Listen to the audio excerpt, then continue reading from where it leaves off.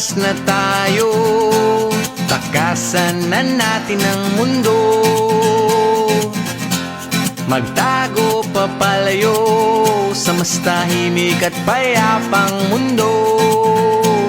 Umubulong ang hanging amihan at huni ng ibon. Dumudulog at tinatawag na tayo ng bundok.